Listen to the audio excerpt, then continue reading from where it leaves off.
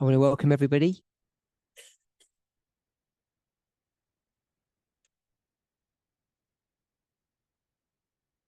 Yeah, that's what I was looking. I want to welcome everybody to our second presentation. Let's open with a word of prayer.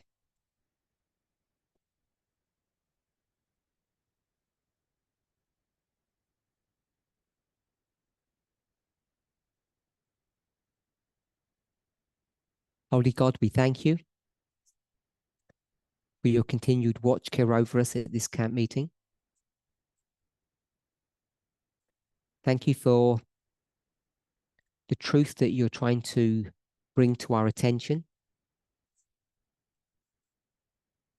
Sometimes we don't understand the path that you're taking us along. Help me, help each of us to be patient and to find joy in the journey along this narrow path that you are taking us along. We may not understand everything that you're showing us today, but as you have done in the past,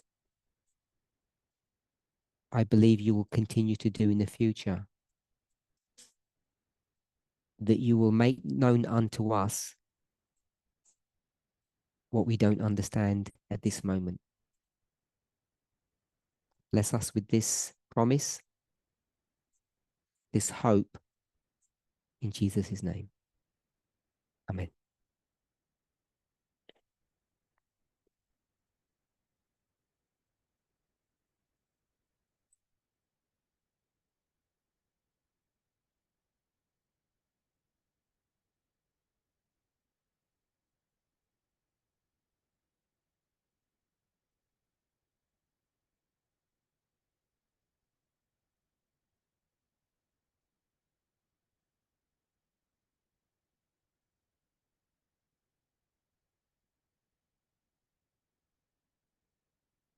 So we've been speaking about the Second Amendment at some length,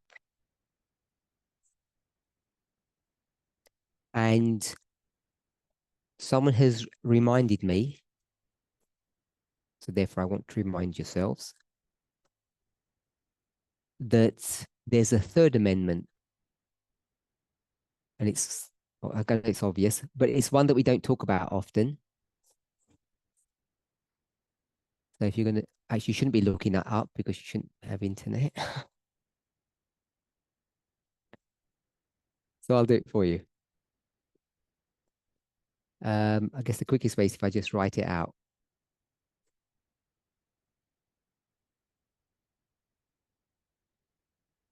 No soldier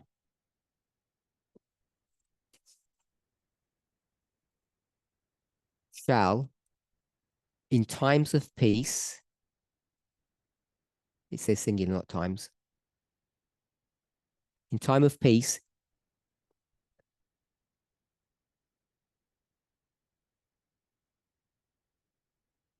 be housed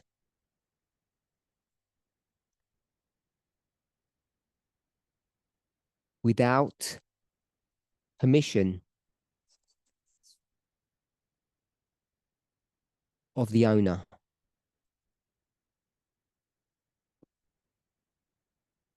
Nor in time of war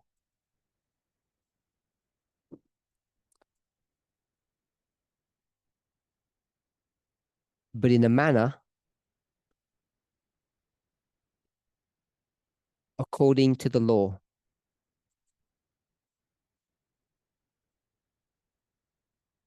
So I'm not going to spend a lot of time on this, but what's the obvious context here? Because this amendment is quite explicit, it's quite clear.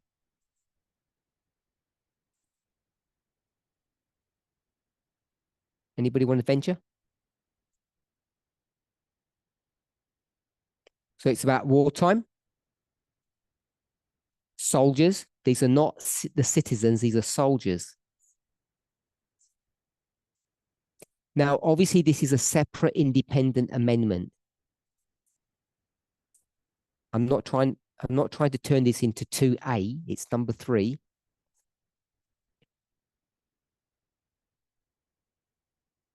But I want us to see that it's talking about soldiers, and it's talking about a time of peace and a time of war, and the limits to we'll call it the soldier or the army's authority. So I just want to make that clear that there is this tension, if you like, between the military, its abuse of the citizens,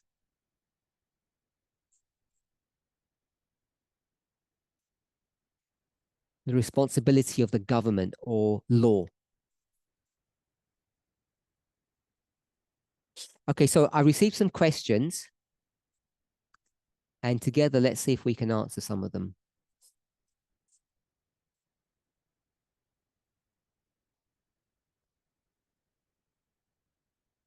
So last week, I spoke about, I'm going to call it the subject, or I used the term or the word morality.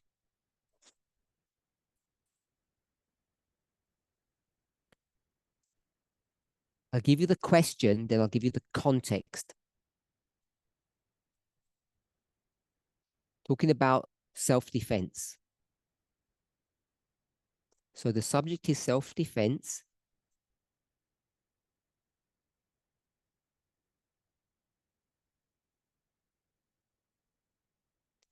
So we understand that.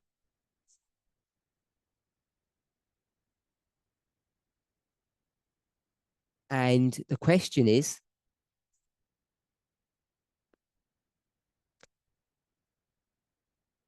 self-defense moral or prophetic?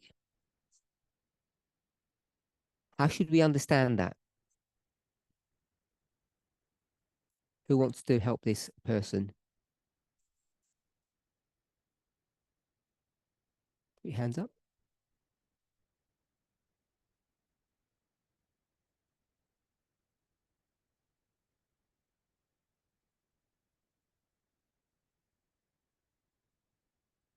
Last week, the context when we spoke about self-defense, is this in a moral perspective or a prophetic perspective?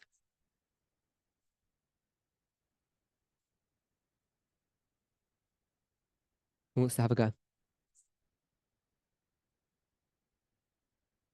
Magda? Yeah? You have to wait for the mic. Mike.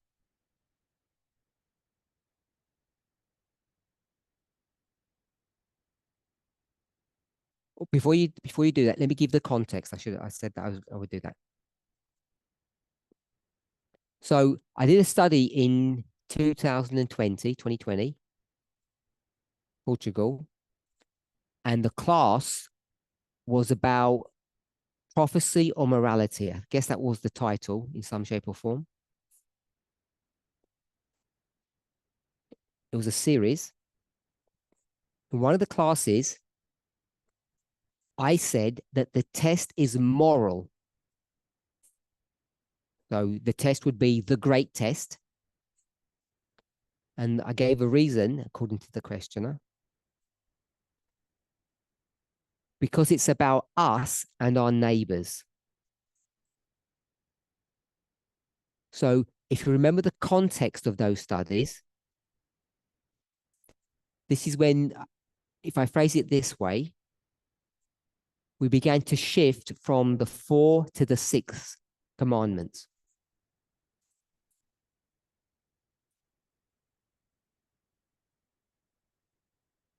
One second. Sorry.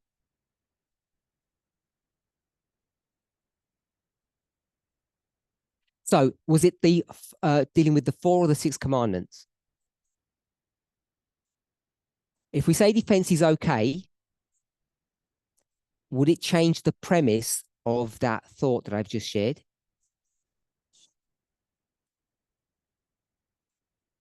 The thought is the test is moral.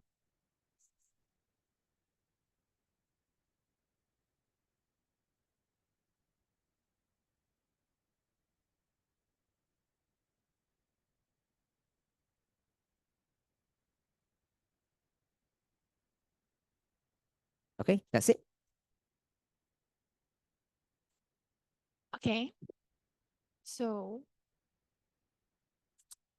last week, you were saying you're trying to avoid moral, adding to it. So I would say prophetic, but maybe both.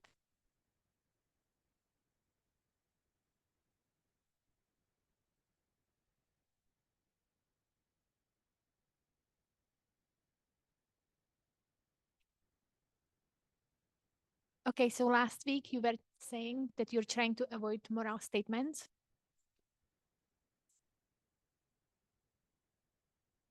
So we were trying to avoid that. So I would say it's prophetic, but I think it's maybe both.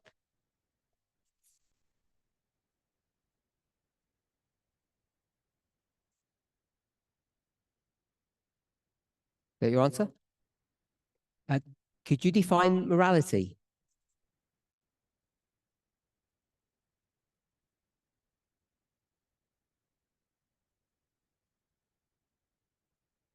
And whatever you say.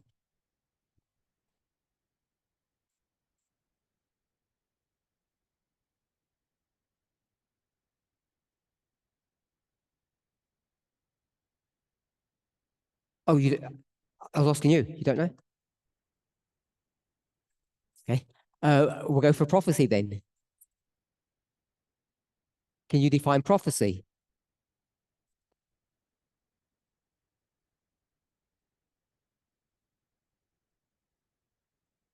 But not now. Okay. Okay. We'll go with Arian. What you answering? The prophecy part. Go with the morality one. No, that's the one I Halo? no, I don't. Okay, go with the prophecy. We'll make it easy. What I remember, I think it was the 2020 studies where we said prophecy is morality with time, on a specific time. Oh, so you are going to answer that one then. What is it? It's morality. Prophecy without time. Yeah? That's what you say? No. Oh, don't make No. a mistake? I said prophecy is morality. Oh, okay. At a specific time. I don't have an eraser. So let me change this. So morality with time is prophecy. Yes. So I could say morality is prophecy without time then. That's what I was thinking you were writing down, but that's not what I said.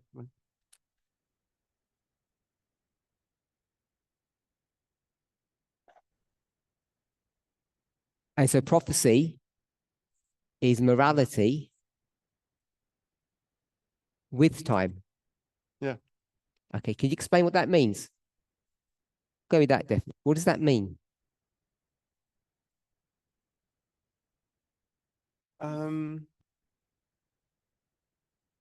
Time in a sense that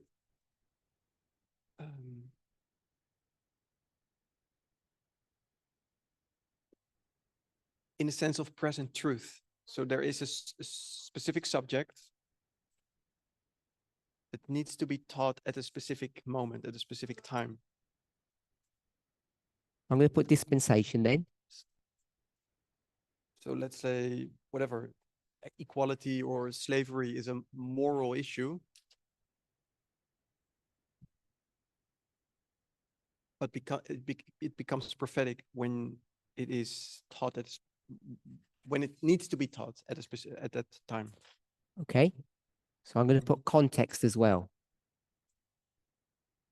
Are you okay with those two sort of nuances to as proxies for time? Okay. Anyone else? Did you have your hand up to me? Okay, so we'll go from the back and move forward. So Tamina, Shemaine, Leslie. I was just gonna say that morality is what is right and what is wrong. So morality is right and wrong. The standard of what is right and what is wrong. Right and wrong. Yeah. Yeah. And prophecy is What we said, it's morality or the standard of what is right and wrong with time.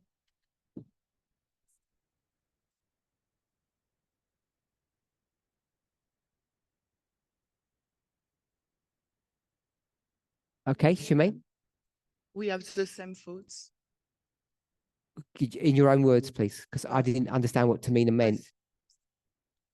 So explain. Morality is to know what is good and what is bad. Morality will teach you or will tell you what is bad and what is good. I got that. You repeated it. Repeat it because you look at me, so maybe you don't understand me. No, I understood. And prophecy? It's the same. If I have to add something, just maybe event of all the answer. Event. Pardon? I heard event. I didn't hear what you said after. Just add event on to add a thought on what is on the board. Event. Yeah, maybe. Here. Yeah. Not event here. What you You said morality is right and wrong, good or bad. And what's the event? Does the event go here? So the event would be slavery or not? I don't know. for if we take for us equality, it's not really an event, but let's say equality arrive at the time period, and this is it. Okay. Leslie? Oh, are we able to sort the echo out with that mic? Because it's really distracting.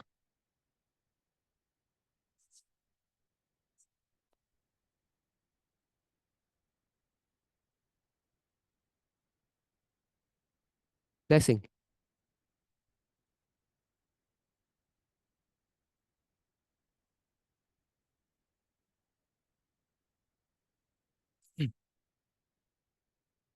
Yeah, so I wanted to give my understanding of morality and prophecy.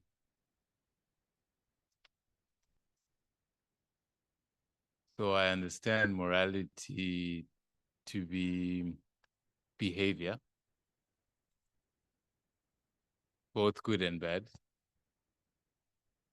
in relation to self and others.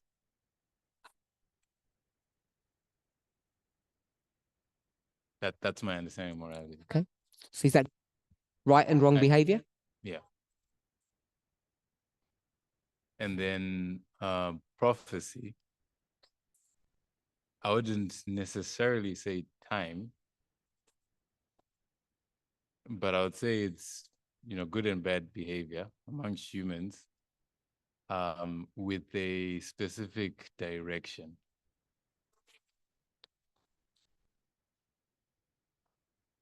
So what I mean by direction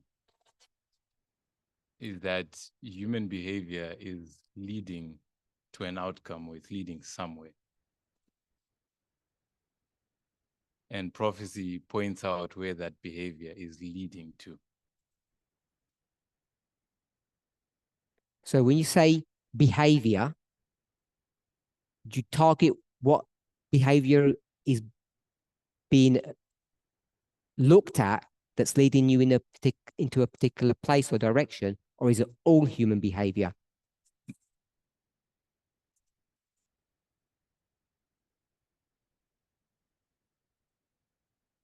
I would say specific types of behavior are highlighted by prophecy.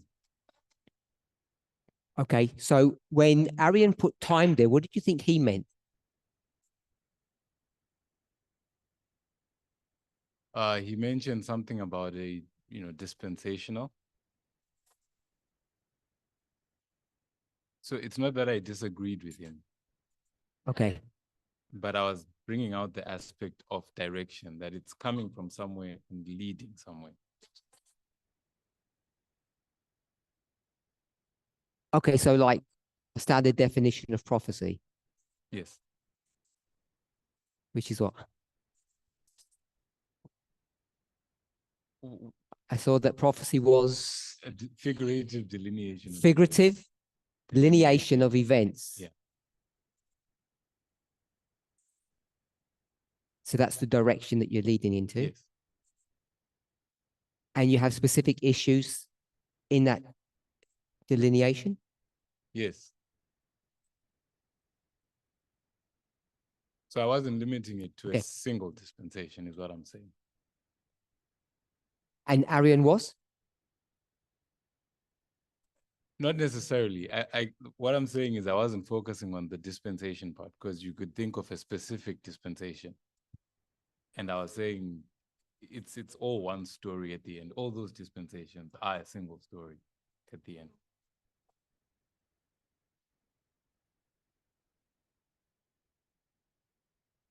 I'm just trying to speak on in his defense. So all of those stories, is it always the same morality? I think the underlying principles are the same, yes. I didn't mean the underlying principle, obviously. The examples. No, the examples are not the same. Okay. Because I think that's what he meant. And I agreed with him. Okay. I just was emphasizing the direction part. So the example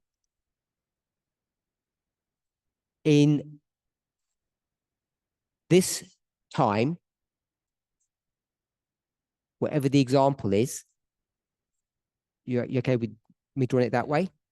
So before that, there was another example.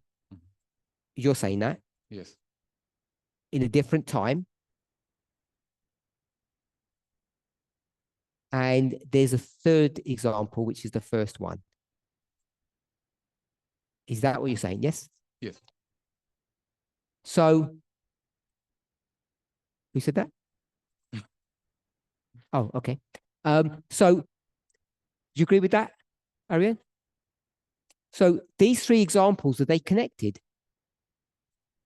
More than just, they're all moral examples. Do they have to be connected with a theme of some kind in order to make it a path that you can walk along or follow? I think so.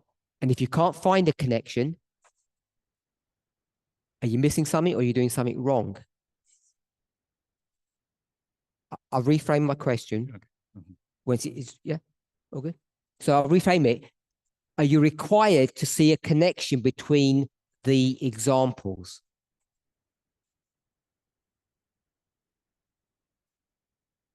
Otherwise, it's not a line. Otherwise, it's not prophecy. Not necessarily. Okay, so they don't have to be connected. No, not directly, no. Okay. I thought you said that they did a minute ago. That's why I was clarifying. Okay, when you said don't talk about the principles, then I said, okay, if it's about specific examples, they don't necessarily have to be connected directly. Okay, but a principle then would be you just have to be good, good, good. Wouldn't it?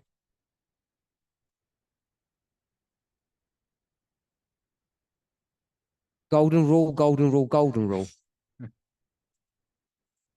I thought that's what you meant. Or no, actually, I thought you meant something more specific than that, not just the golden rule. Okay, yeah, because what I was saying really is human behavior went wrong at some point. Oh, it's too far. And then humanity is on a journey in addressing that bad behavior, or let me say incorrect behavior. So there's different examples of that process, but it is a process. To connect them in any way besides the golden rule?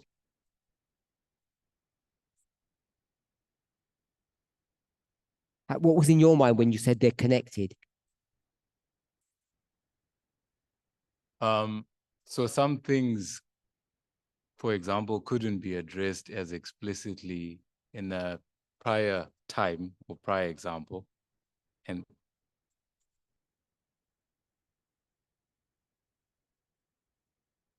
And then it's addressed more clearly and more specifically in later examples.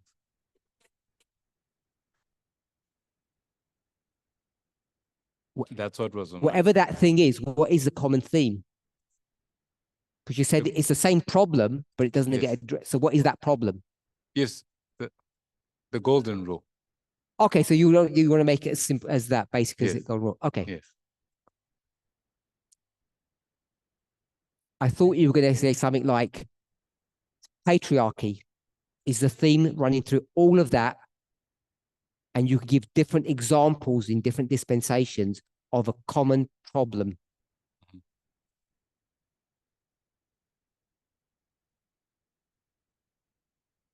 Okay, but I misunderstood. Sorry.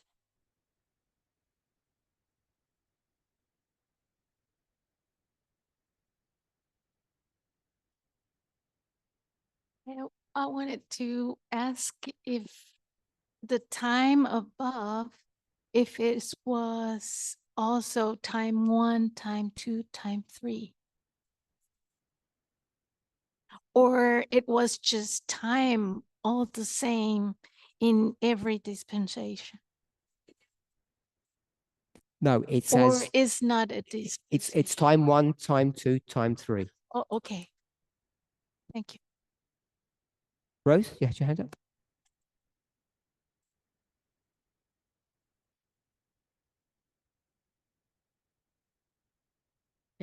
So I think basically I wanted to say at one perspective, they are connected. You can look at it from like the whole story of redemption, or from Eden to Eden. You can see that all those dispensations, they are connected.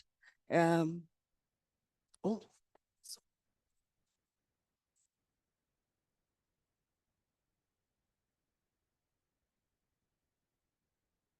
but then you can see that there is also a specific element for each dispensation.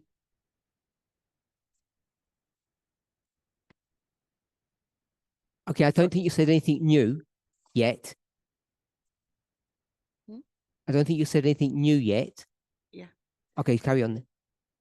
So basically, that was my comment when I raised my hand. You had not made the comment of patriarchy throughout. Okay. Yeah.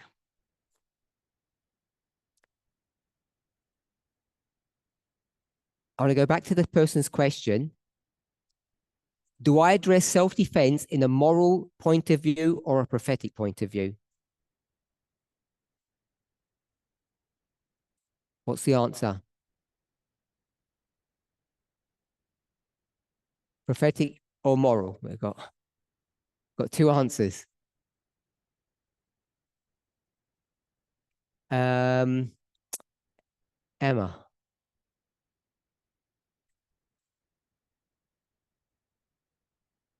So you're lost. Um, Don't worry about all of that. Just Okay. answer the question. If you don't agree with that, some of that work, that definition, I don't know. That's fine. I think I would say both. both. Yeah. So I address self-defense in a moral and a prophetic.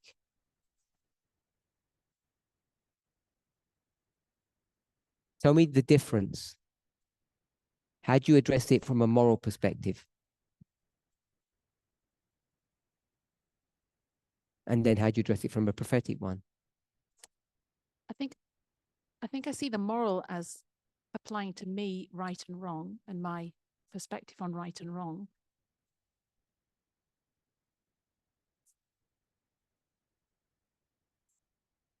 You're saying it's- personal. But it's within a, When you say you mean personal? I guess the movement, it could, Not you. well, me as part of the movement, As soon as you go to the movement, you're going to go to society. Yes. What's the movement as opposed to the world? as opposed to the world. No, I'm saying how that, Self-defense from a moral point of view, I should define what that meant. You said personal, and then you said actually movement. I'm not clear what you're saying. okay, so it's the way I process right and wrong.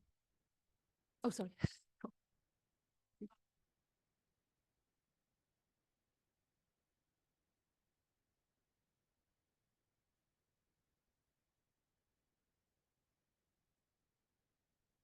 It's the way I process the right and wrong of that issue within the prophetic framework that I'm in, within my dispensation. I asked you.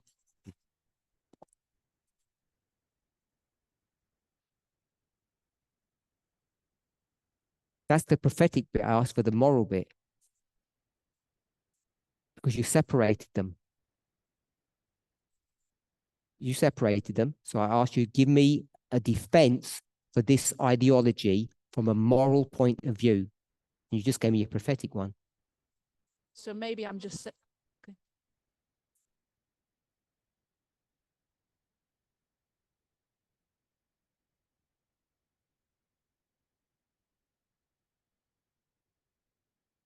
I think the moral aspect for me is how that impacts my behavior. Is my you Yeah. personal? So it's just about you. No, that's why I said it's both. Oh, the moral part is just about me. Yeah. Sorry, I'm confused. I'm confusing you or you're confusing yourself? Because I said it's both. I'm trying to explain both at the same I think time. one at a time. Okay, okay. So the So you said self-defense from a moral perspective is just about you.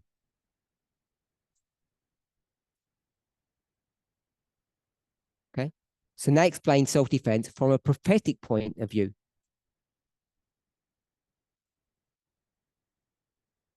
looking at the context of your dispensation and how it fits with your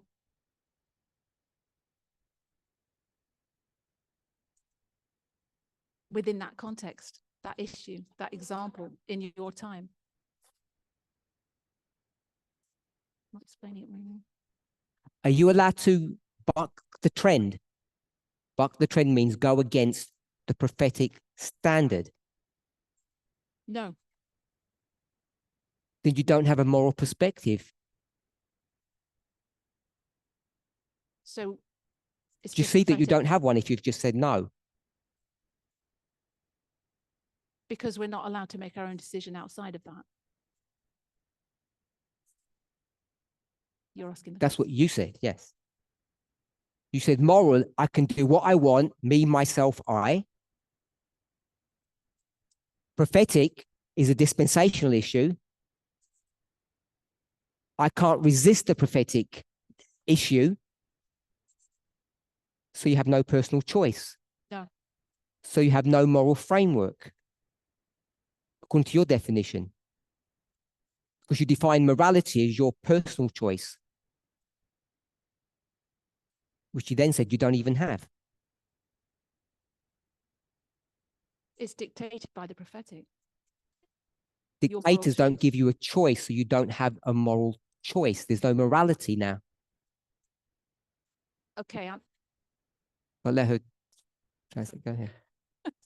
I'm only yes. feeding you back what you're saying to me. I'm not adding or taking away.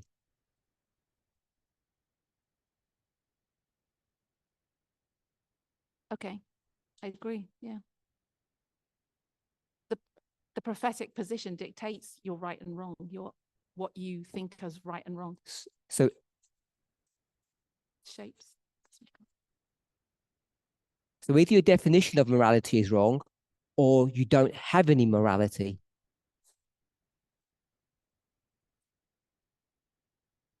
The way you define morality, you don't actually have that.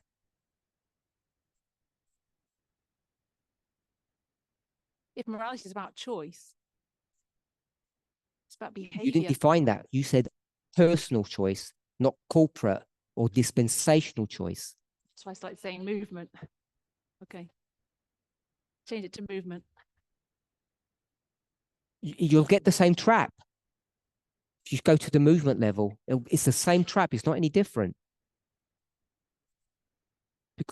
Because now you're going to say the world can behave differently to the movement. Two different standards.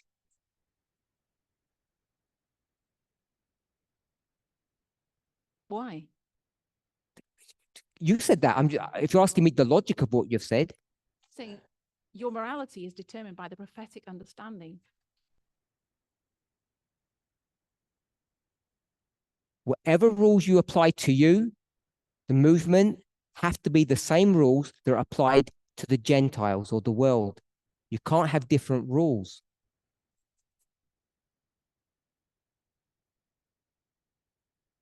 But that's what you've just done. Yeah. Okay. Go to Curtis. I'm going to suggest the complete opposite to what Emma's. The question is, Oh, okay. do I address self-defense in a moral perspective or a prophetic one?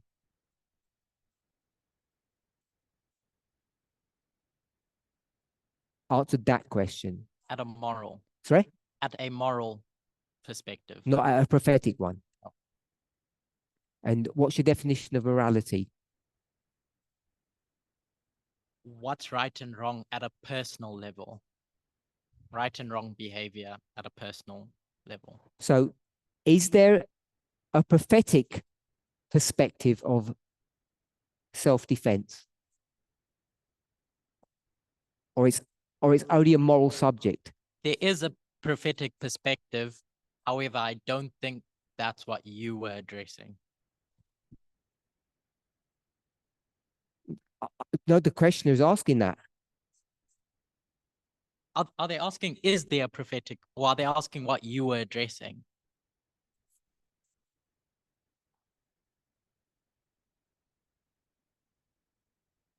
They gave some preamble, like I read out to you.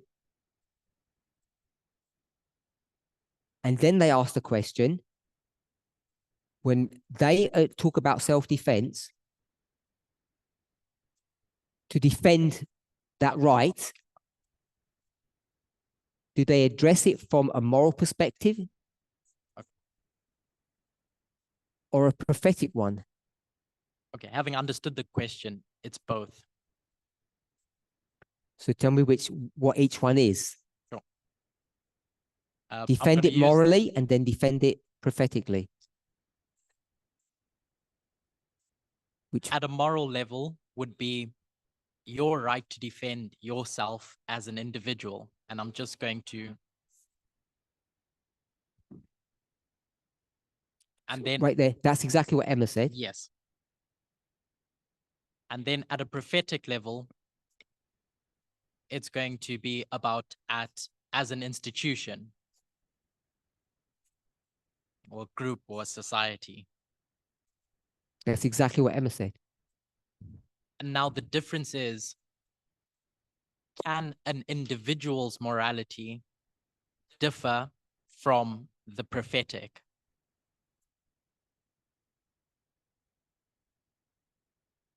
And I'll say, yeah. So what's the purpose of the prophetic if it doesn't dictate or control you? Because it's talking about political issues as groups. But then once you zoom down into your individual, it's not a direct relationship. And I'm going to give an example. of a political issue. So an example that I got from someone in this room, voting, it's a political issue, but then does that mean that you as an individual have to vote? Is it a moral issue for you as an individual? What's the movement position on that? You as an individual, do what you want. I don't think it is. I think the movement is, do you want to call it the movement position, says on a certain election, it's your moral duty or your prophetic duty to vote. You're required to. You don't have a choice.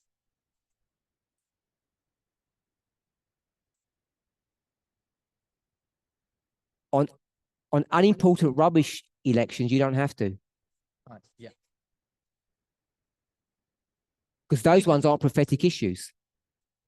Did you say aren't? Then on those rubbish ones, low ones, but on the ones that are, you're required to. So come November, every single American member is required to register and to vote.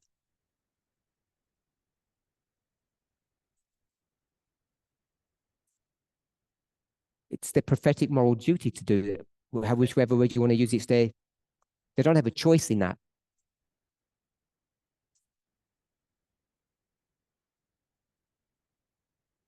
You disagree? Obviously, Think about yes. that more. I need to think about that more. Think about it now if you want. Sure, well, someone else has the mic. Okay. So at the moment, you disagree with that. I'm ambivalent. Okay. In the time of crisis, This is my preparation for the crisis. okay. I don't feel we've answered this person's question clearly, if I can speak on their behalf. We're almost there, but doesn't feel. I'm looking for a simple, neat answer that feels Ariel.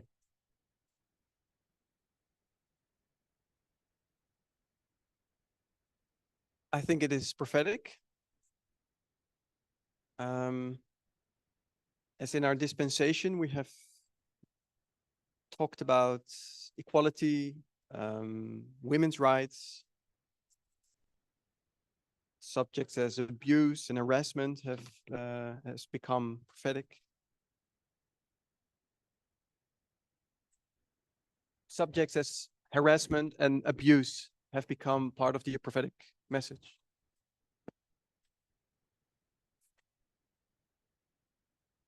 And self-defense is part of that in regards to the women that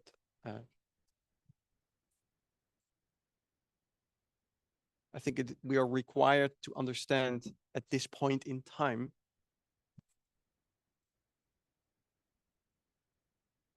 that self-defense is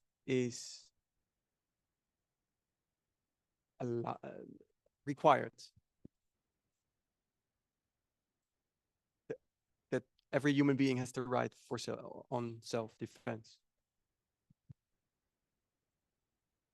When you say right, that means you have an option. Is that right? Not the right. No, What that's not does right mean? You just have it. Okay. So do you have an obligation? Yeah. Because obligation is a lot more stringent test than right. Okay. Yeah. So as soon as you make it an obligation, you don't have a choice. Mm-hmm. Yeah. Which is a much higher bar to Yeah, pass. that's what I mean. And I don't know if people agree with that. Okay. But I'm just clarifying that's what you're saying. Yeah. So I'm not trying to put my words in it, but I want to try to understand what you're saying. Mm-hmm. because you're the first of a few people who have said it's actually your defense for your argument for self-defense has to be a prophetic defense, prophetic view, not a moral one.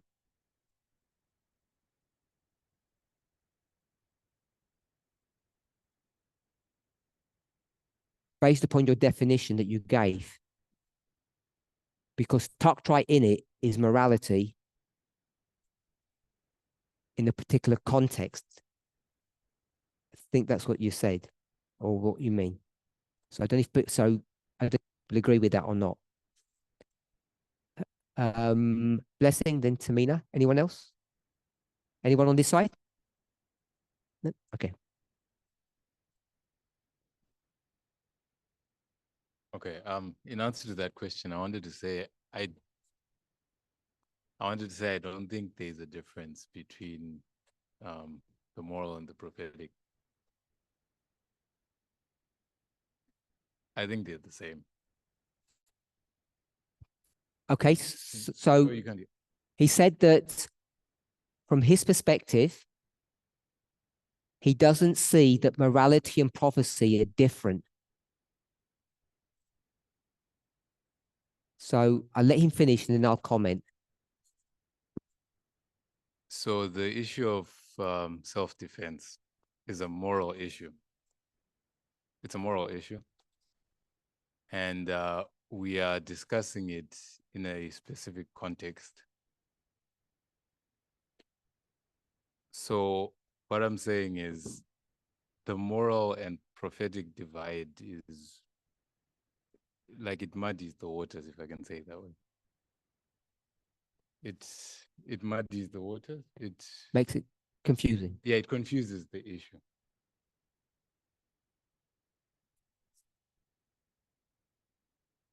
Because we are discussing a moral issue. So that's my response. Okay.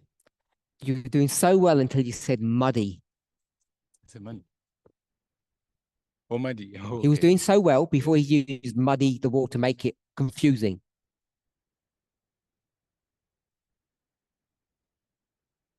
Because your definition should bring clarity, not confusion. So you started off well because you were simple. You said they're the same thing. What you didn't say, which I'm going to ask you, if you start splitting them, what ends up happening when you start separating morality and prophecy as two separate things?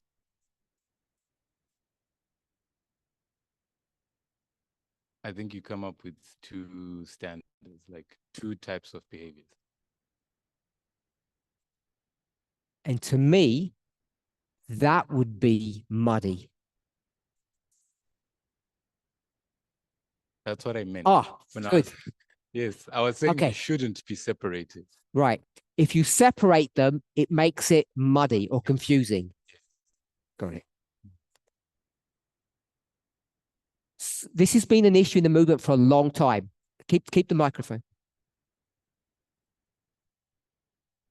And it's easy to fall into the trap or the snare, which I'm more than happy to give you, to lead you into the trap. Because that's what everybody else will do, especially the media. All of it will entrap you. So we have to be aloof or above that. So last question. What are you defining as morality? When you say either the same thing, the way you described it, what would you define morality as? Because it got defined in a specific way earlier. So I know you disagree with that definition. Tell me how you define morality. So I don't have the words to define it.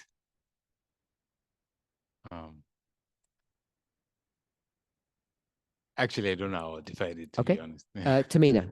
I will get to Tamina, then Arian. Do you want to speak first to Arian first, then Tamina? Sorry. Only because he wants to respond to a point this is already. No, I actually wanted to ask then, because we've defined prophecy now as being morality with time. So we're not splitting them, right? From the very beginning, you joined them together.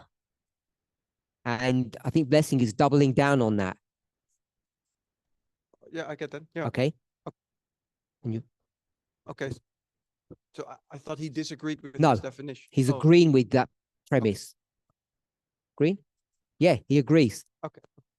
He says Well- the problem is when you separate them,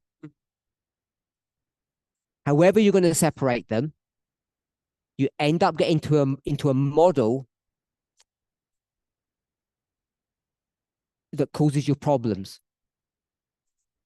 Yeah. That's what he said. Yeah. We're yet to hear Curtis's defense why it doesn't, which is he may or may not get to an answer. I'm not trying to pin him down, but Curtis says you can separate them because they're different models or issues.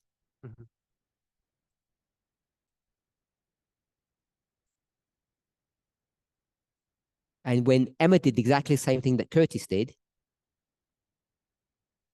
she capitulated under my pressure, and Curtis didn't. Curtis just said, give me more time to think. So that's just a summary of their position compared to the two of yours. Tamina? Oh, go ahead. About morality? Or? Yep. I thought about What's my question? the definition of morality. Okay. I had to think of the relationship from human to human, so between humans and also to human to God.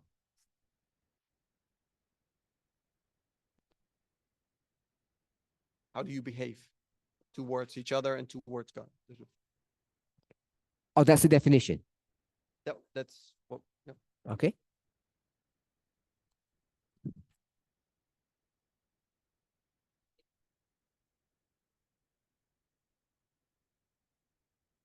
I have two answers to both of your questions. So What's the question? one was about the questioner's question about if it's prophecy and morality, and the other one. Answer very that. sec- Okay, so answer that one first. Is it prophecy or morality?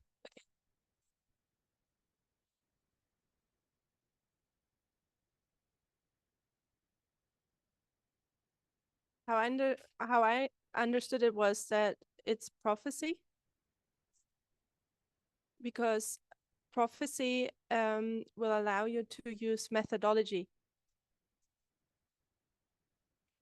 When we use prophecy, methodology guides us. And this actually the understanding we're gaining from that will have an effect Louder. on morality. So your argument is it has to be prophecy because prophecy uses or incorporates methodology. That's your argument? Okay, so morality, doesn't morality require methodology? I often find it subject to culture. That's the methodology. Culture is a methodology? Sorry. Culture is methodology? Sure. You sound surprised. I am. What do you think culture is? Emotionalism or? Traditions, habits. So you're saying morality is emotionalism then? That was actually my answer to your second question. When you mentioned the media and the problem we're getting into, it's It's because we put emotions in front of methodology or above methodology. Okay, so your argument is prophecy has methodology and morality has no methodology. Yeah. Okay.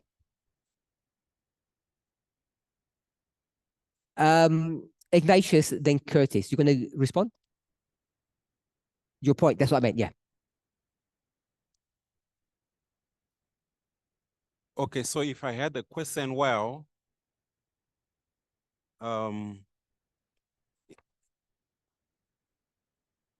is the do I address self-defense at a moral perspective or prophetic perspective or prophetic approach? I would say prophetic approach, because there's a point in time in history where the church, every church member was not allowed to defend themselves. Especially if they are attacked by somebody that is not from inside, from the church.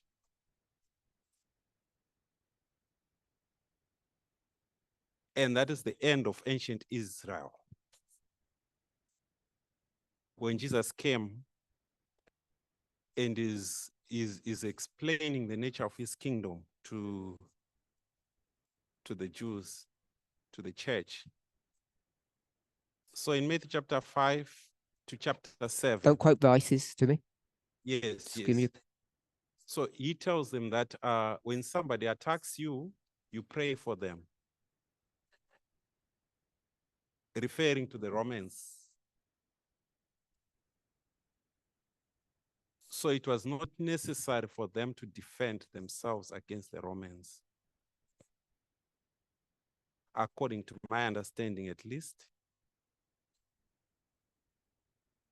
But in our time, the end of modern Israel, the message is equality. So to demonstrate that, you are supposed to defend yourself.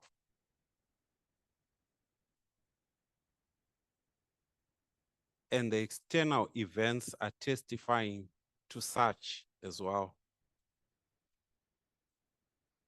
Since according to Daniel chapter 2,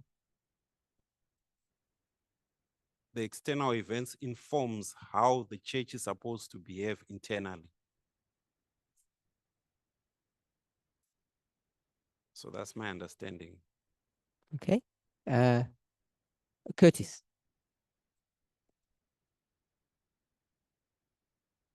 I'm going to try and use a model that we've built on. What's the question you're addressing? Sure.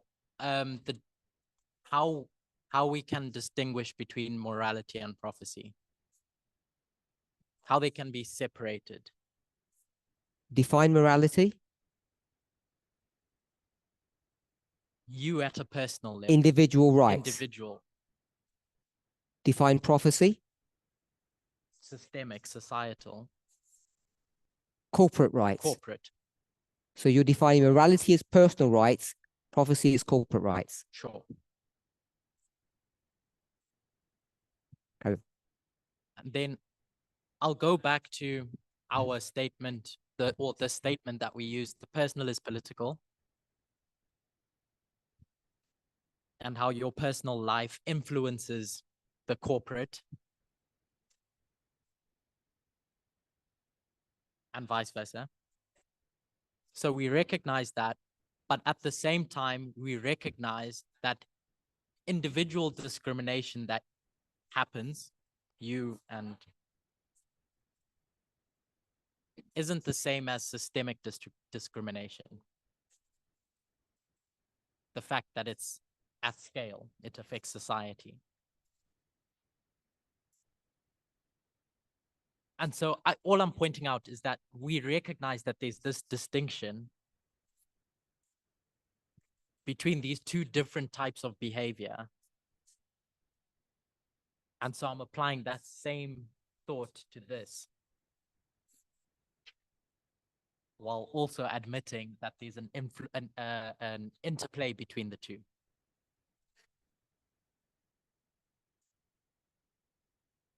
Okay, so you notice the glazed look?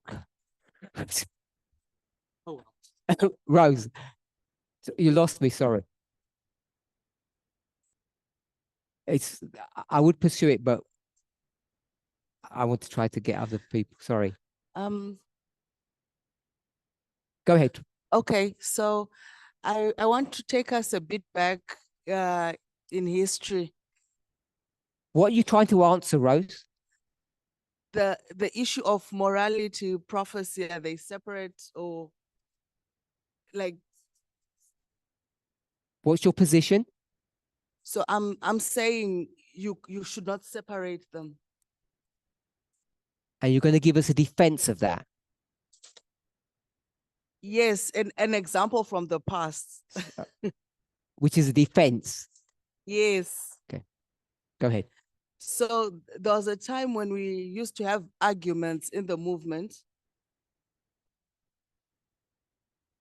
That is the gospel prophetic, or is it about love or morality?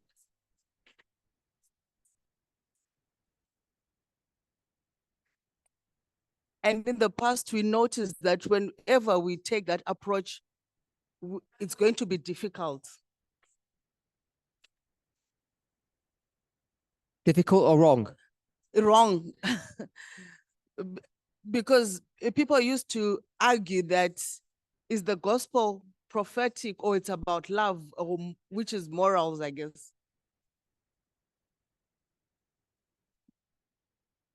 You tell me the answer?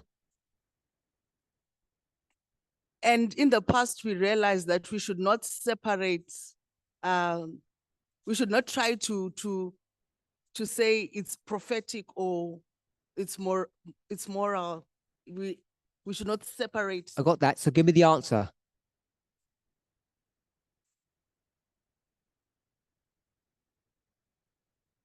The gospel is? Is both prophetic and moral. It's both.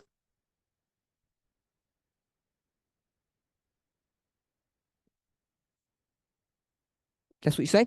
Yes. Okay. So in this situation, where you're asking in regards to self-defense, is it, should I look at it from and say it's prophetic or it's an issue of morality?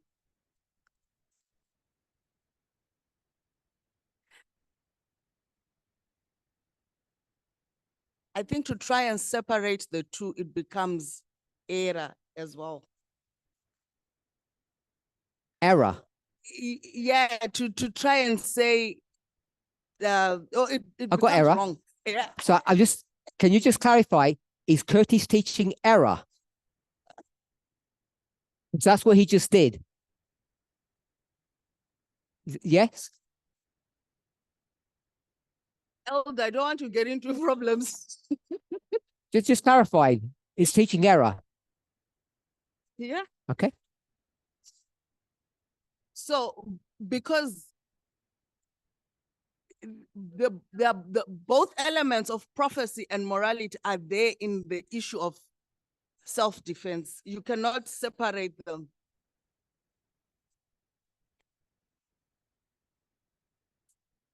Because you're saying I'll defend women's women's rights according to the prophetic message. So treating a woman wrongly is bad. In context with prophets, I don't know how you can separate the two. I'm bad at this. Okay. Pascal, just an observation. I'd be weary to say that either Emma or teach error, because they've both got a reputation of being right. Pascal. C'est juste pour expliquer ma pensée. Mhm. Quand on regarde les deux définitions qui sont mises au tableau, It's got to go concernant- right to your lips. Sorry. Quand on regarde les deux définitions moralité et prophétie au tableau, Both definitions of morality and prophecy on the board. Do I je need to do dirais anything? effectivement, I don't need to translate anything. Okay. que ce soit l'évangile ou que ce soit le sujet de la légitime défense, Say whether we're talking about the gospel of the topic of self-defense, ce sont des sujets, enfin, ça doit se traiter de manière prophétique, puisque la those topics should be talked about prophetically, parce qu'on voit que dans la définition de la prophétie, la moralité est intégrée. because we can see that in the definition of prophecy, morality is in there. Et en fait, moi, je ne sais pas si j'ai raison, mais lorsqu'on prend la moralité seule, I don't know if I'm right, but when we take morality by itself on its own, c'est pas écrit au tableau, mais moi, j'y vois la notion du littéral aussi. it's not written on the board, but I see the idea of literal. C'est-à-dire que on peut dire que la Bible est un livre moral. Because we can say the Bible is a moral book, Et on va prendre les textes qui sont écrits, and we're going to take the texts et written, on va les appliquer de façon littérale, apply them literally, et ça sera purement de la moralité. and it will be pure morality. Ça, c'est mon opinion. That's my opinion.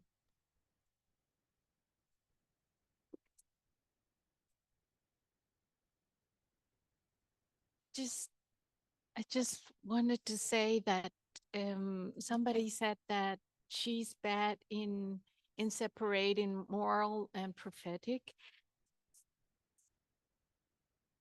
And I thought to myself, but that's good because that's not the way it should be. Oh, I remember that was the error of the SDA church, that they separate both. And if we are not able to separate them, then it is good. Okay. Yeah. Yeah. Leslie? I think I have an answer to the question you asked me earlier. What's the question? The question was, so what is morality then? Okay, so you're going to define morality. Yes. So I think morality is prophecy. And morality is the rules of human conduct. And prophecy is the rules of human conduct. You can't hear me? Okay. I'm saying morality is the rules of human conduct. Rules as in principles. Yeah. And prophecy is the same thing. I'm saying it's the rules of human conduct. There is no difference. So we've already got the first one here. Human behavior, right and wrong. Explain it here. Prophecy is the same thing. Yes. So I'm saying the context part is just different examples. But Okay, so we leave that. Yes. But it's all rules that are addressing human behavior or human conduct. So we don't even need that. Yes, so I'm saying it's morality equal prophecy. It's the same thing. Okay, I'm okay with that. Unless anybody's got, I think people don't understand what you're talking about. They don't understand what I'm saying. That one they do. Because people have a feel, an intuitive understanding of morality. Okay, the reason why I'm saying that as well is Curtis said earlier that morality applies to an individual. And I don't agree with that. Because morality is a collection of rules that regulate human conduct. A collection of rules. Methodology. Yeah, methodology, basically. It wasn't. Okay. Yes. Yes, so methodology addressing human conduct. And I'm saying it doesn't make a distinction between individual and corporate. So I would think, I know there's a model we have where we say personal and political, or individual and systemic.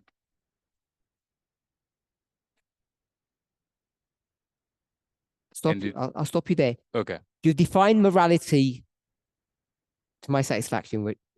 Define prophecy. I don't understand your definition of prophecy.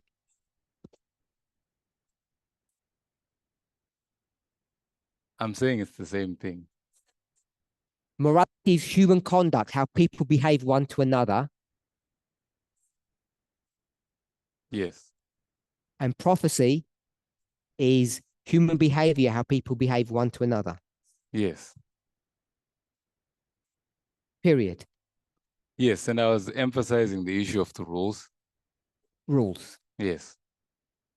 Because prophecy it's addressing the rules of human conduct. And that's what morality does. So I'm saying it's the same thing. Okay. And then we can bring in the issue of context, because the rules are addressing your behavior in a certain context. So the context would be the example. Yes. I want to move on to a different question. I know people have some things. It's related. Another person. I am wondering if you could explain more what you meant. Okay? Because I said, I don't know when I said it. It might have been last week. The movement, this is for Shemaine. The movement is a prophetic movement. That's what I said, apparently. And that I try to stay away from morality issues. So I only deal with prophets. I don't like morality. But the question is this. I ask this because I'm of the understanding that the Sunday law test is both prophetic and moral, the 4 and the 6.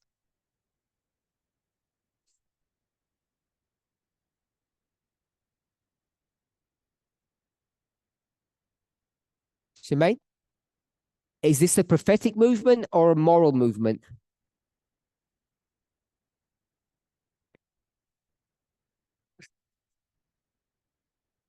Are we a prophetic movement or a moral movement?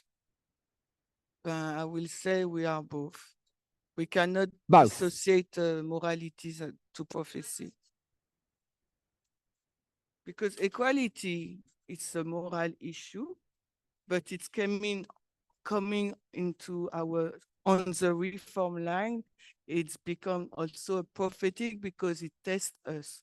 This is excuse me. So,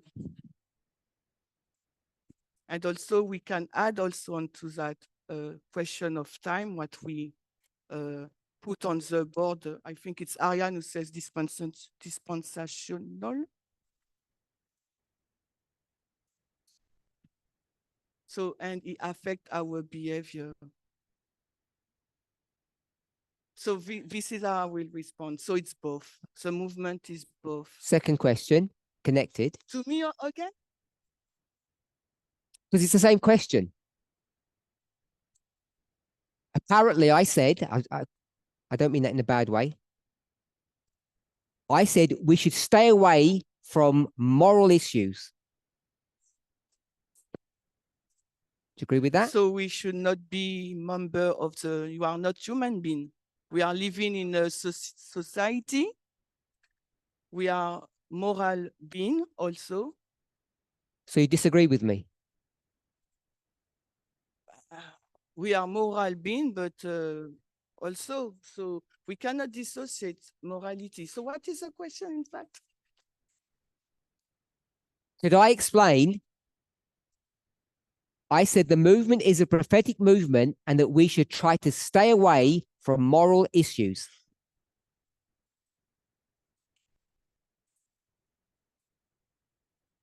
So we should be away from, stay away from equality then.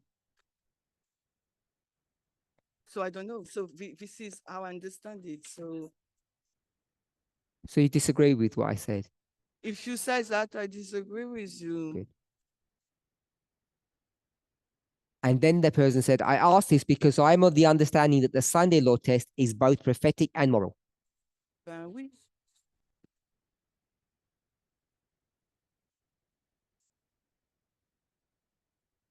Oui, equality, it's a moral issue and it's become prophetic. So I just repeat what I just said. So you agree with that bit?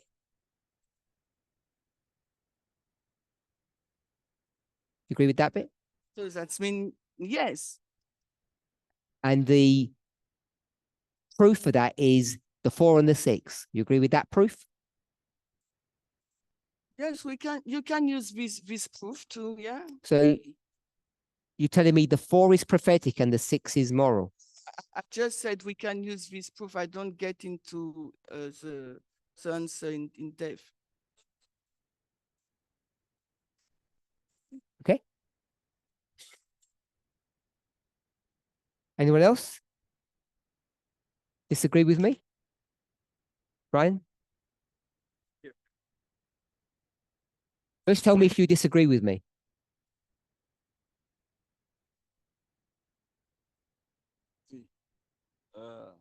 What am I disagreeing? I said we're a prophetic movement and we should stay away from moral issues. No, I disagree with you. Disagree? I disagree. Okay. Because I believe that the question was, is this a prophetic movement? Isn't it?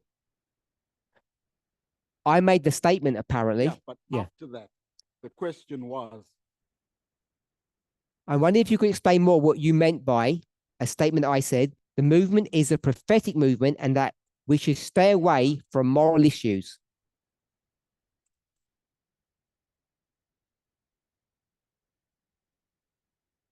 That's the question. And then they give their response because they thought that the great test is both moral and prophetic. 4 and 6. okay, my response is yes, we are a prophetic movement that has moral values. Simple. Okay, so we're a prophetic movement that has moral values. When you say we're a prophetic movement, what does that mean? We're a movement of prophecy or a movement that believes in prophecy? Both. Both. Yeah. Okay, so we're created out of prophecy and we believe in it. So we believe in our own identity. Yes. Okay. And we believe in the issues around us, which makes us moral. Amen. Let's close it. And the great test is moral and prophetic. Yes. And it's the 4 and the 6. Yes. Yes. So the 4 is prophetic and the 6 is moral.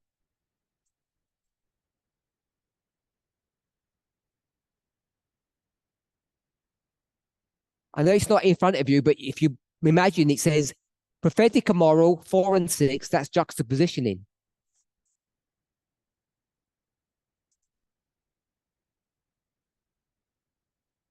You don't agree with that? Not sure about that. Okay. Anyone else? Oh, Rose first and then Ignatius.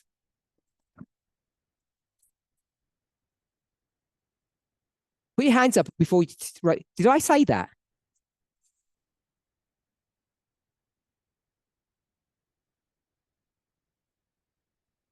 Last week.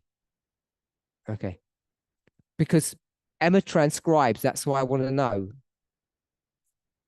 No, I want to just. So you picked up what this question has.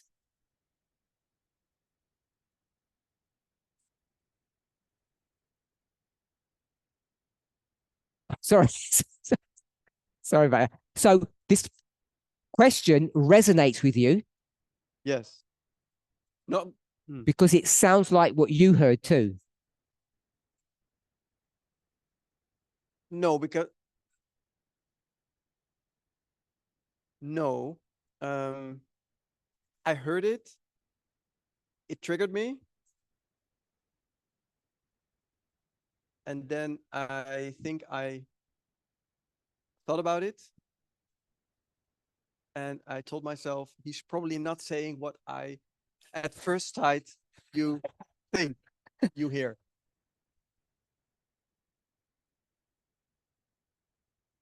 Like that. So I'll still ask. So you heard that? Yeah. And you gave me the benefit of the doubt. Yeah. Which is And what the person's doing. Yeah. Okay. But he's asking, what did you mean? Say. I guess. And I had my own answer to that question. I just created my own answer to the question, which was okay enough. And that's why I didn't ask the question. Okay, but you had the same question, but you answered it yourself. And what was your answer? Yeah. Minder's nice. He wouldn't do something like we're that. We're a prophetic movement, and we should not have a what we would call movement position. A second. We are a prophetic movement, and we should not have a what we would call sometimes a movement position.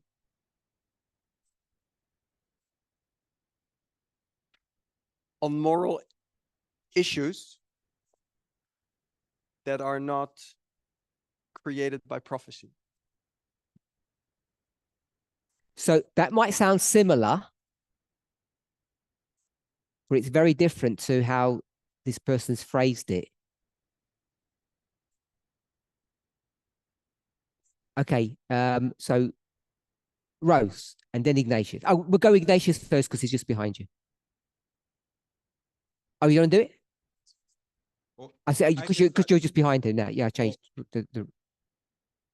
Okay, so I was taking down my notes. So I believe we're a prophetic movement, and prophecy informs morals. I'll give an example. The question is, do you agree with what I said? That you said that. Yes, you said that. So I'm not. So I said that. I'm not arguing that. My question is, You do you said agree it, with my but position? Not recently. You said it in the past. In the past, before the midnight cry message. The questioner is referring to last week. I didn't hear that. Okay. I did not hear that part last week. I'll pass it on to Rose because it's specific about last week. Arian's confirmed it, and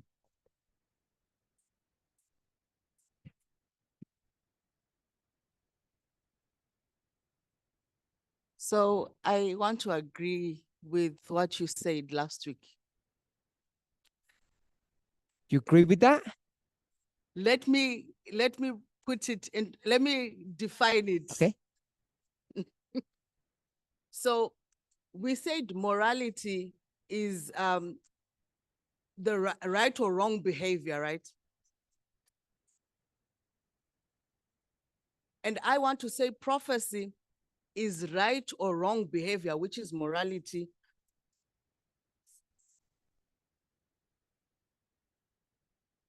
But it is now connected with a dispensation and a test.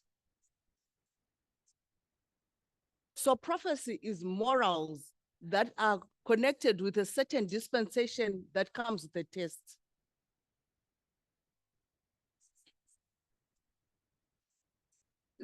So if we stick to my definition, then we're a prophetic movement. Because still the morality is there, but it's in context or it's in a dispensation and there's a test.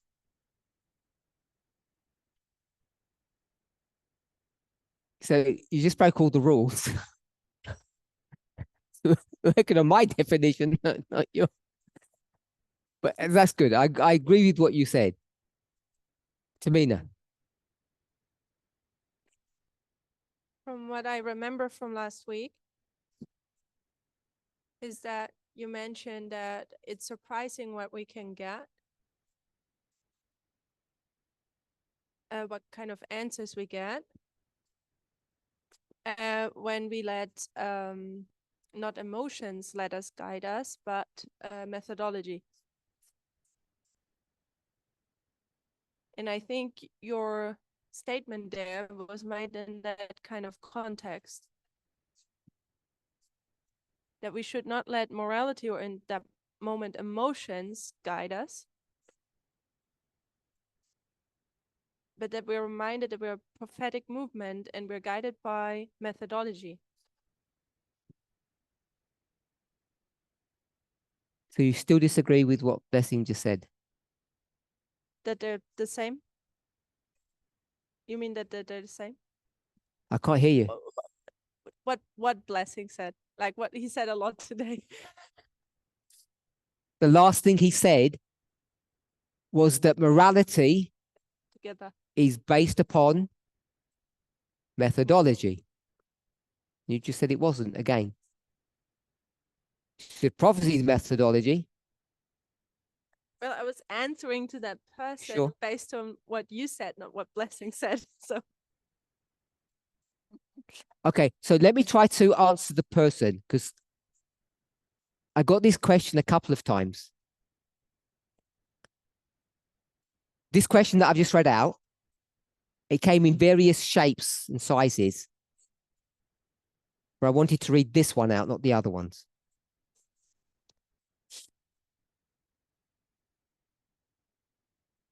Something changed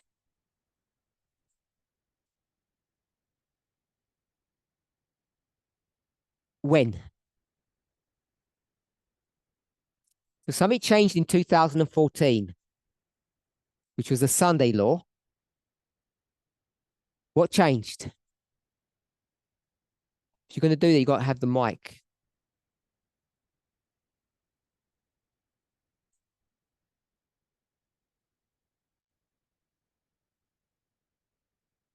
As opposed to, observers. what did Elder Jeff call us? Students of prophecy. That was his mantra. We're students of prophecy. We observe what's going on, and it's not our warfare.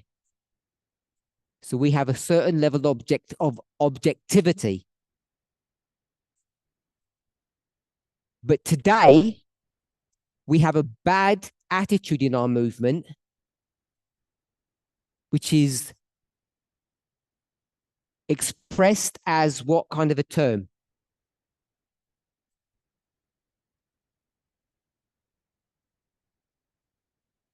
Sorry? Them and us. You must see this all the time.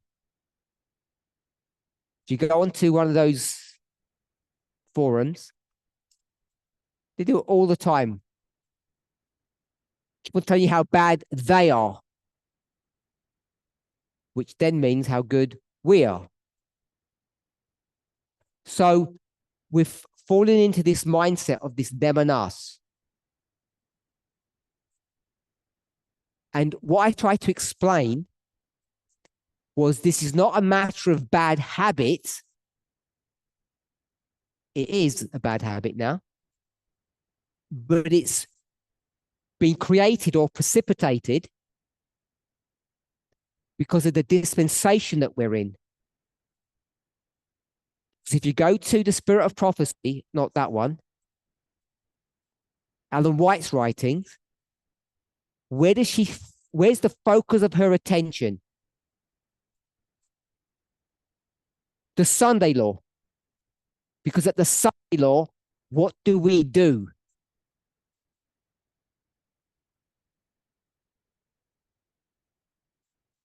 What do? We do a work. Everything else was what? So that was a preparation, and now there's a work to do.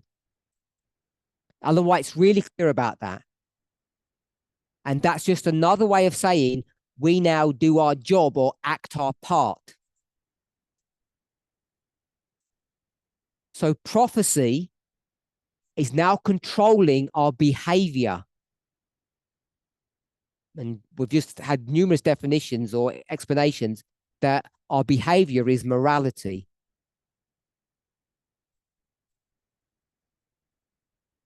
So now you're being forced to behave in a way that either you feel uncomfortable about or you disagree with. And the danger in all of this is that we forget that this was not the Sunday law, for one thing, because the Sunday law is ahead of us. So we're still observers. That's one point. And if you go to Matthew 13, we are both the servants and the plants. So we, right through history, these prophetic lines, we have to handle the fact that we're both observers and actors at the same time. And it's harder to do than you think. So I'll give you a really silly example that I've given to people. Prophecy says there's going to be a Sunday law. Who is going to instigate that Sunday law? The left or the right? Right, Will. There was an idea a few years ago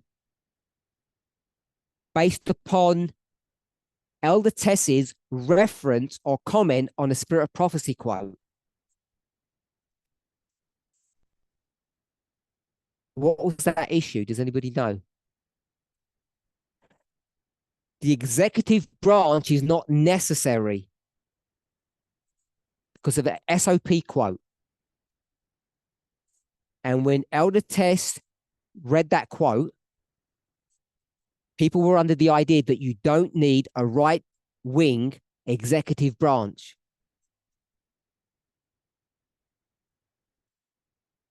The judiciary and the legislature would be enough. Rightly or wrongly, right or wrong, I went on record to say I disagree with that.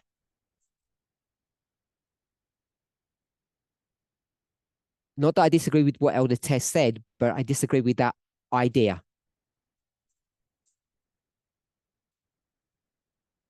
I never went into the quote to explain why I disagree with people's interpretation of that.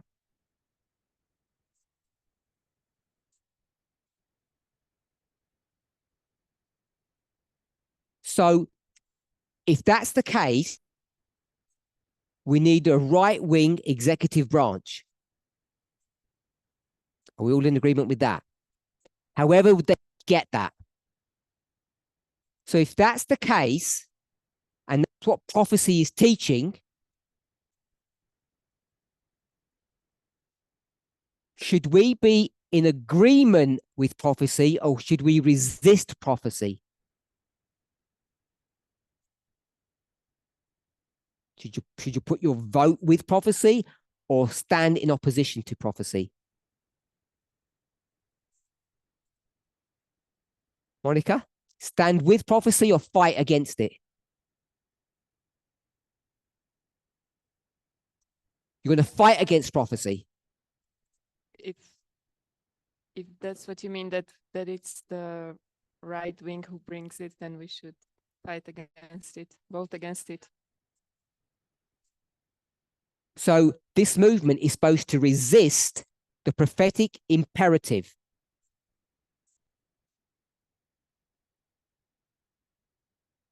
All right. Everybody agree with that? That that's what we should be doing? Prophecy teaches one thing, and we should resist prophecy with all of our might.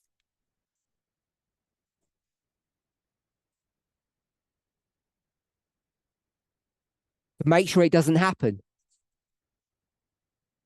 Everybody fine with that?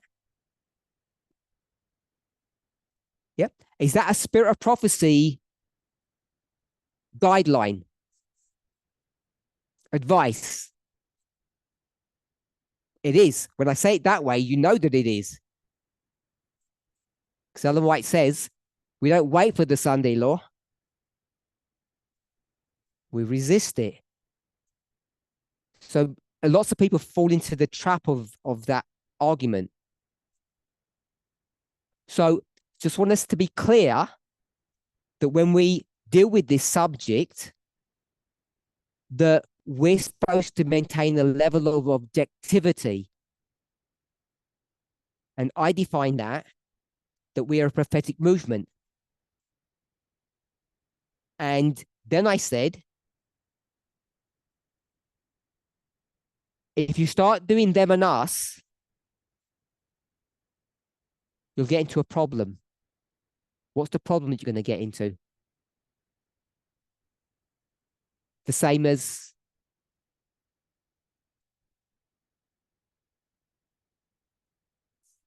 terms of one is a corporate, and so are you.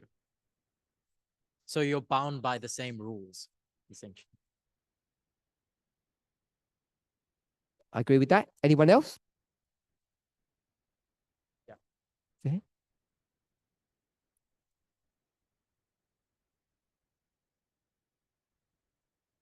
I was going to say you lose objectivity. You become part of the problem. If you do this, you lose objectivity. Them and us, that's, this is we, us, and that's the enemy. Because these are enemies, aren't they? So now everybody on the right is your enemy. What do all these people want? They want the Sunday law. Sorry? Oh, sorry. They want a Sunday law. And we don't. So they're the bad people and we're the good people. And what we're supposed to do in this law, in this dispensation, Daniel 11:41.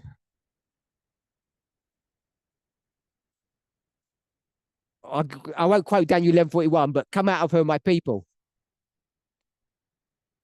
But they hate them. We're not going to do anything for them. So when we start getting wrapped into this moral framework where we become the actors and we take on the role of the left,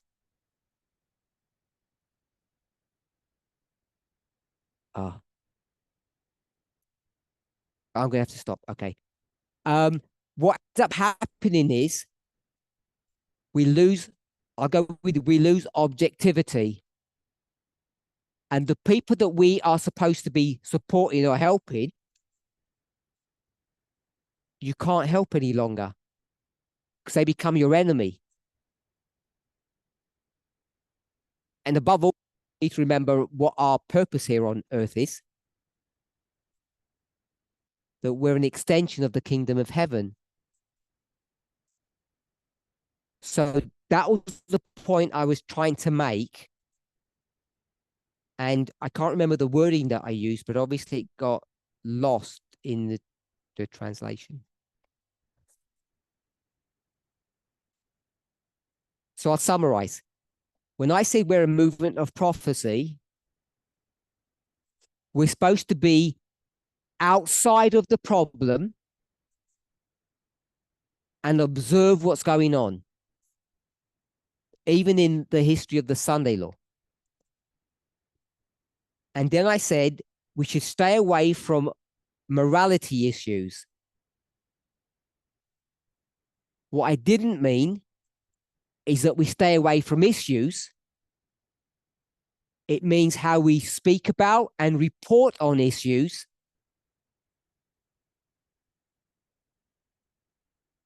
As a corporate body, when we do our little preamble of article, when we give our emoji comments at the bottom,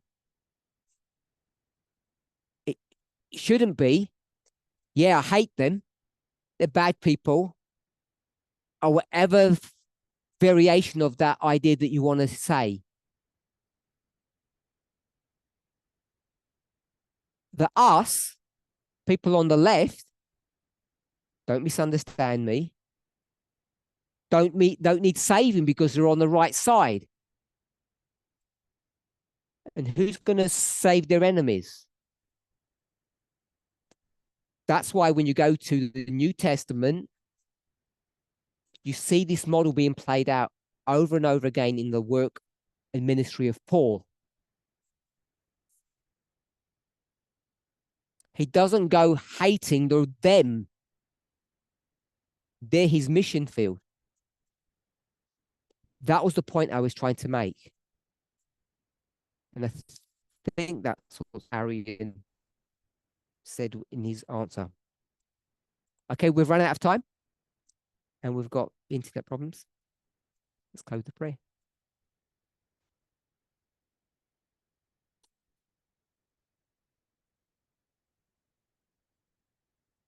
Hold that you've given us the privilege of life, health, and strength. We thank you that we can openly discuss things.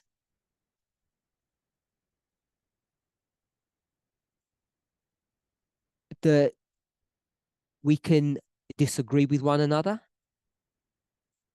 And that we see this as a safe place to learn. To make mistakes. To not feel judged. Breathe upon us the breath of God through this camp. As we soon enter into the Sabbath hours, may we maintain the spirit of humility and of forbearance. Bless those who are hearing online. In Jesus' name, amen.